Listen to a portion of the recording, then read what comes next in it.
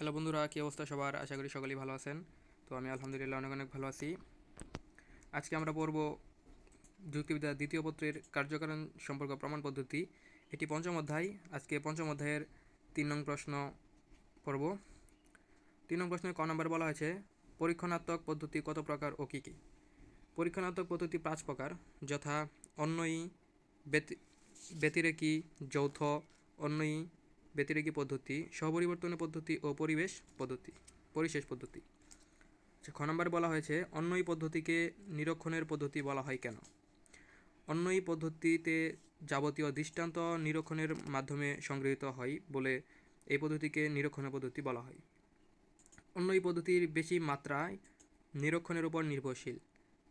নিরীক্ষণের এমন কিছু ক্ষেত্র রয়েছে যেখানে পরীক্ষামূলক পদ্ধতির প্রয়োগ করা যায় না, সেক্ষেত্রে অন্বয়ী পদ্ধতি একমাত্র অবলম্বন, যা অন্যই পদ্ধতির প্রয়োজন মতো প্রয়োগ করা যায়, যেমন চন্দ্রগ্রহণ, সূর্যগ্রহণ, ভূমিকম্প ইত্যাদি।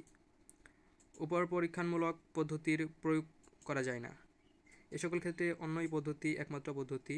এজন্য অন্যই পদ্ধতিকে নিরীক্ষণের পদ্ধতিও বলা হয়। গ নম্বরে বলা হয়েছে, চিত্র 1 দ্বারা কার্যকারণ সম্পর্কে কোন পদ্ধতিকে নির্দেশ করে ব্যাখ্যা করো? চিত্র 1,